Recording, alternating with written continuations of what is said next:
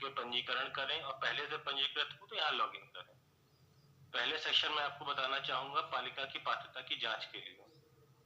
इस पेज पे अगर आप जाते हैं तो यहाँ पे आपको खाली बालिका की एक जन्म तिथि डालनी है और पात्रता जांचने के लिए क्लिक करें के बटन पे आपको क्लिक करना है।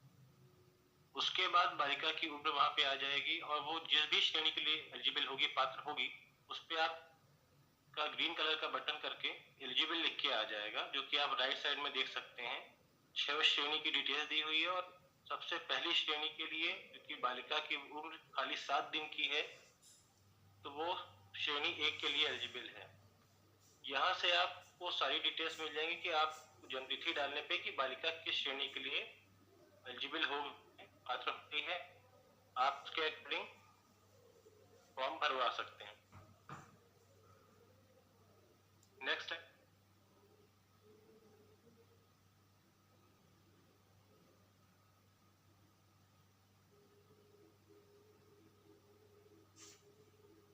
एप्लीकेंट का रिलेशन जो है वो सेल्फ से भर रही है तो वो बालिका सिर्फ श्रेणी 6 के लिए पात्र होगी, किसी अन्य श्रेणी के लिए पात्र नहीं।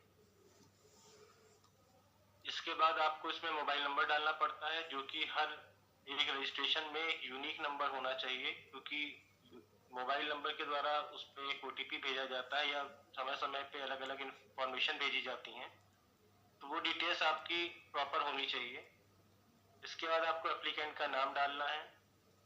अगर आपने फादर चूज किया तो फादर का नाम, मदर चूज किया तो मदर का नाम, उसके बाद एप्लीकेंट के फादर या हस्बैंड का नाम।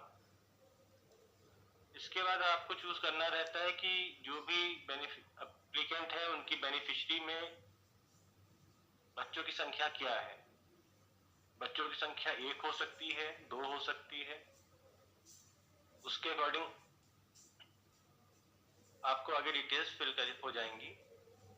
आप जब एप्लीकेंट टाइप चूज करते हैं एड्रेस की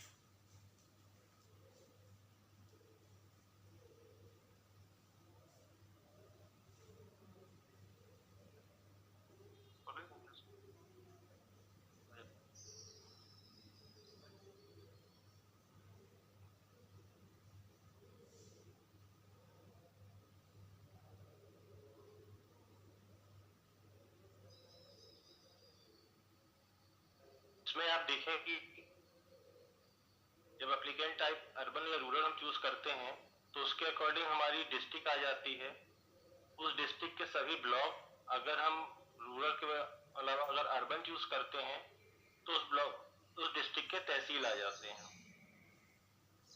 उसी के अकॉर्डिंग उसकी ग्राम पंचायत, अगर हमने तहसील चूज किया है तो उसके टाउन्स की लिस्ट आ जाती है जो कि हमको ड्रॉप डाउन से चूज करनी पड़ती है। तत्पश्चात जिस हिसाब से हम जो भी डिस्ट्रिक्ट हम चूज करते हैं उस डिस्ट्रिक्ट के जो भी प्रोजेक्ट्स होते हैं आंगनबाड़ी के, उनकी सारी लिस्ट आ जाती है हमारे पास। आंगनबाड़ी प्रोजेक्ट का नाम हम चूज करते हैं तो उसी आंगनबाड़ी प्रोजेक्ट के अंडर में जितने भी सेंटर्स होते हैं उनकी डिटेल्स आ जाती हैं हमारे पास।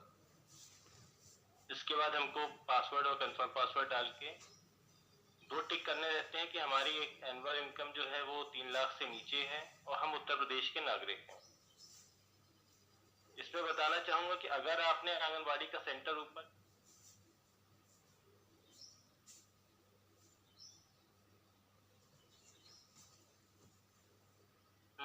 आंगनबाड़ी सेंटर का नाम चूज नहीं किया है तो उसकी डिटेल्स नहीं ली जाएंगी।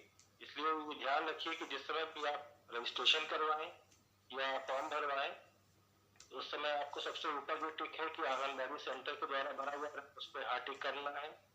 आंगनबाड़ी का प्रोजेक्ट नेम चूज करना है, आंगनबाड़ी सेंटर का नाम चूज करना है। तत्पश्चात आपका रजिस्ट्रेशन इसमें कंप्लीट होगा। रजिस्ट्रेशन के बाद उसमें आपके पास एक कंफर्मेशन आएगा कि आपका रजिस्ट्रेशन नंबर ये है, जो कि आपको जो आपने मोबाइल नंबर दिया होगा उसी मोबाइल नंबर पे जाएगा। उसके बाद अपना लॉगिन करेंगे। लॉगिन करने के बाद कुछ बेसिक इंफॉर्मेशन आपसे पूछी जाती हैं जिसमें कि आपको फादर का नेम, मदर का नेम, फादर मदर अलाउड है, उसकी डिटेल्स और आपका जो बैंक अकाउंट डिटेल, खाता है जहाँ पे ये पैसा ट्रांसफर होता है डीबीटी के द्वारा, वो डिटेल्स यहाँ पे ली जाती हैं। तो उसमें भी आपको चूज करना रहता है कि खाता धारक का बालिका के साथ क्या रिश्ता है। किस जिले का बैंक है, बैंक का नाम, बैंक का आईएफएससी कोड। जिस समय आप बैंक का नाम चूज करते हैं उसी के सापेक्ष आपको बैंक के जो आईएफएससी कोड है, शाखा का नाम और आईएफएससी कोड दोनों डिटेल्स आ जाती हैं। आप वहां से उसको चूज करते हैं। खाता धारक का नाम जो है आपको सिर्फ इंग्लिश में देना है और बैंक खाता संख्या आपको देनी है।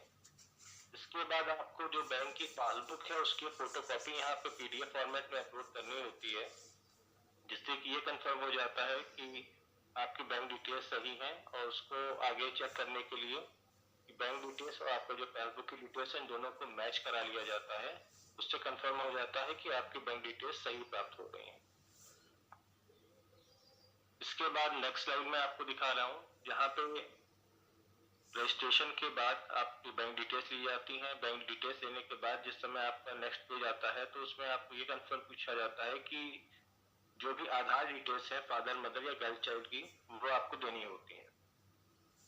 इसमें आपको खाली आधार की संख्या देनी होती है या आपको आधार कार्ड अपलोड करना होता है। आप आधार कार्ड की संख्या डालते हैं, आगे एक डिक्लेरेशन पे टिक करके और जो कैप्चा डाल के उसको वेरीफाई करते हैं। उसके सापेक्ष में आपका आधार की डिटेल्स वेरीफाई ऑटोमेटिकली हो जाती हैं। आधार का सेक्शन इसलिए लगाया गया है कि किसी भी गलत व्यक्ति को पैसा ट्रांसफर ना हो और किसी को दो बार एक ही चीज ना हो। यूनिकनेस के लिए आपका आधार का सेक्शन ऐड किया गया है। फादर मदर के साथ में इसमें बालिका का आधार भी लिया जाता है, मगर बालिका का आधार हम लोग श्रेणी 1 और श्रेणी 2 में नहीं लेते हैं, क्योंकि हम ये मानते हैं कि श्रेणी 2 तक में यानी कि बालिका की आयु जो है वो 2 वर्ष से नीचे की है, तो उसका आधार कार्ड नहीं बन पाया होगा। मगर श्रेणी 3 से लेकर श्रेणी 6 के बीच के लिए आपको एक बार उस बालिका का आधार सत्यापित कराना पड़ेगा। इसी के बाद आप उस बालिका का फॉर्म भरवा सकते हैं। तो बालिका का आधार संख्या खाली श्रेणी 3 से लेकर श्रेणी 6 तक के लिए ही जरूरी पड़ेगा, इसके अलावा श्रेणी 1 और 2 के लिए जरूरी नहीं है। नेक्स्ट स्लाइड है कि आप बालिका को कैसे जोड़ते हैं। तो बेसिक डिटेल्स सारी जैसे आपने रजिस्ट्रेशन के समय में भरा था, पंजीकरण के समय में, वो डिटेल्स आपकी ऑलरेडी यहाँ पे फिल होके आती हैं। यहाँ पे आपको खाली बालिका का नाम हिंदी और इंग्लिश में, उसकी डेट ऑफ बर्थ, बालिका कहाँ पैदा हुई है, किस कैटेगरी से है और कैटेगरी का डिस्क्रिप्शन देना होता है। बाकी डिटेल्स पहले से भरी होती हैं। खाली एक स्थायी पता होता है, जो कि अगर आपका जो फिजिकल एड्रेस है, वर्तमान पता है भौतिक सत्यापन के लिए, अगर सही है तो आपके ऊपर एक ब्लू कलर का टिक दिख रहा है, उस पर आप टिक कर देंगे। बेसिक एड्रेस की डिटेल्स भी आपकी पहले उसी के अकॉर्डिंग फिल होके आ जाएंगी। फॉर्म सबमिट करेंगे आप, आपके पास एक कंफर्मेशन मैसेज आ जाएगा कि आपका फॉर्म सबमिट हो गया है और आप आगे के लिए अप्लाई कर सकते हैं 6 श्रेणी के लिए। इसके बाद श्रेणी 1 के बारे में बताना चाहूंगा कि श्रेणी 1 में भी बेसिक डिटेल्स सारी भरी होती हैं। पहले के मुकाबले में अब अगर आप फॉर्म देखेंगे तो फॉर्म की साइज काफी छोटी हो चुकी है। अब डॉक्यूमेंट्स पहले जैसे ज्यादा लिए जाते थे, अब सिर्फ 1 से 2 डॉक्यूमेंट्स लिए जाते हैं। श्रेणी 1 के लिए हमको सीआरएस से जो बर्थ सर्टिफिकेट मिलता है उसका नंबर की रिक्वायरमेंट होती है एक खाली। ये ध्यान रखना कि श्रेणी 1 के समय में जिस समय भी बालिका का जो नाम पड़ा हुआ है आपका जन्म प्रमाण पत्र पे, वही बालिका का नाम होना चाहिए। इसके बाद आप बर्थ रजिस्ट्रेशन नंबर डालते हैं। बर्थ रजिस्ट्रेशन नंबर डालने के बाद वेरीफाई हो जाता है, जिसके बाद हमको ये कंफर्म हो जाता है कि ये इशू जो बर्थ सर्टिफिकेट है सीआरएस के द्वारा है और सारी डिटेल्स सही हैं, तो ये ऑटोमेटिकली ग्रीन साइड टिक करके आ जाता है। इसके बाद आपको बालिका की एक फोटो अपलोड करनी होती है जो कि लेटेस्ट होनी चाहिए, और एक एड्रेस प्रूफ अपलोड करना होता है।